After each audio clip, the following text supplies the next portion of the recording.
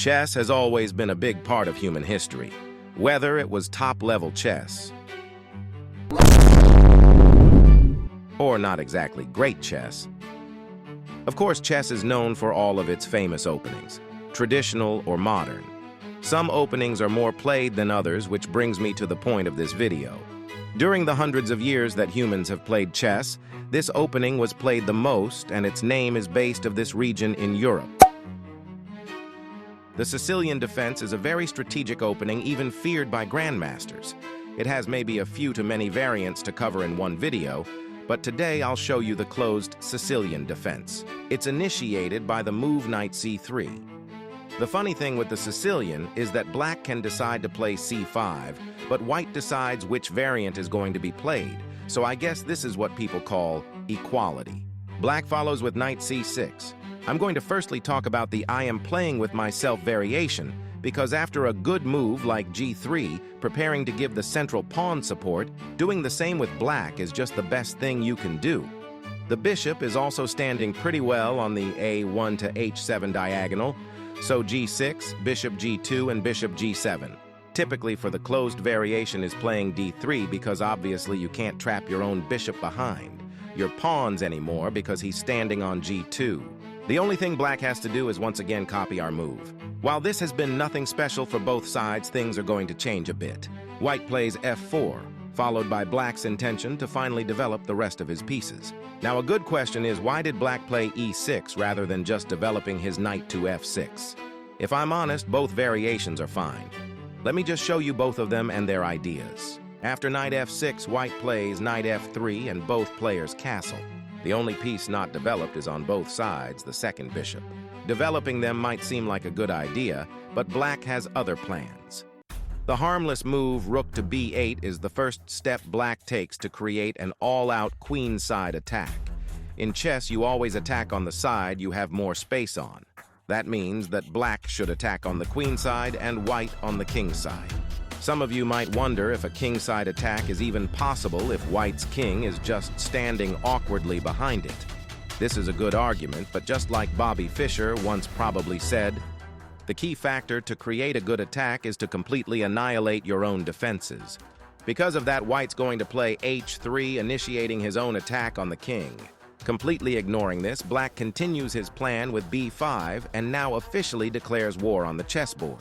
Especially in such a situation, you have to stay calm.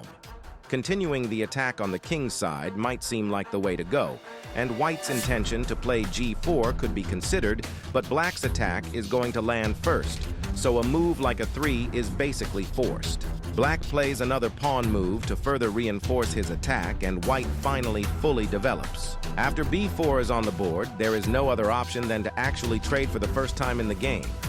White takes and black takes. Of course, we're not just going to blunder our knight. Knight e2 and bishop b7 is also finally getting active. After the dust has settled, white tries their own sort of attack on the king. g4 is played with intention to rip open the black king's defenses. The bishop on g7, also called the king's Indian bishop, is a key defender of black's position. Getting rid of him or attacking the knight on f6 is crucial for winning a tempo and important attacking time. Black puts his rook on the open file, challenging white's rook and trying to get queenside's dominance. Black has achieved good perspectives, while white has a very active play resulting in attacking potential. So we saw what happens if black plays knight f6. e6 is the other good variant of this opening. It allows black to develop quick and easy. Knight f3 by white, knight ge7 and castles on both sides is the follow-up. Important in this variation is that you can't underestimate white's attacking potential. Also, a big difference is that white actually castled first this time. White tries to get himself an advantage with developing his bishop to e3 and supporting the pawn d3 to d4 push. This, of course, isn't going to be accepted by black, so he plays knight d4, blocking the pawn and centralizing his piece. White is trying to get rid of the powerful knight with the move queen d2. making room for the knight that would then hop to d1, supporting the b2 pawn and clearing the way for c3. Black, having the same intentions as before, prepares the attack on the queen side with rook b8. Knight d1, b5, and c3 are played just according to plan. Retreating with the knight is okay, but capturing white's knight on f3 is better. So black takes and white takes back. Black once again lands his attack first with pawn b4, and this time white just plays g4 instead of taking the pawn. A great and crucial move by black is f5, taking away white's option to push f5 themselves. White takes with g4. It looks like white just opened up his own king, but this move also cleared the way for white's. Heavy pieces to look at.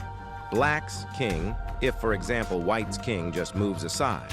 For black, it's just better to take with the e-pawn because after that, he's still holding his own king-side structure together pretty well. A defensive move like rook c1 and an aggressive move like a 5 is going to follow. But there you have it.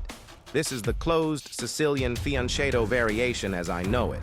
Some of you might ask me why I gave you this instead of the normal closed variation, and the answer is just that this variation is exciting and pretty aggressive. There are lots of similarities in between these two variations I gave you, and well, of course, I can also quickly show you something like the main line of the closed Sicilian defense.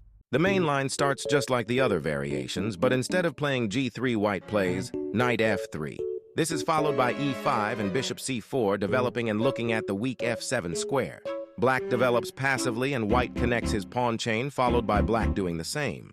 White castles quickly and black develops his knight to f6. White now also develops his bishop, while black also decided to castle. White brings his rook to the center and black finishes development. So yeah, this is the traditional line. Have fun with it. Okay, just before the video ends, I wanted to quickly review the most noticeable parts of every variation. This is the traditional line with no big attacks but good development and strategic play. You can play it anytime you want, and it's just a good option to play. This is the main line of the variation I showed, and it's packed with exciting attacks and many different possibilities. You can always play this, but especially if you want to ruin somebody's day. This is the variation in which black moved his knight to f6 instead of d7. It is in the same way interesting as the other variation and can be played whenever you want. Anyway, thanks for listening, and don't forget to check out my other chess opening videos. See you next time.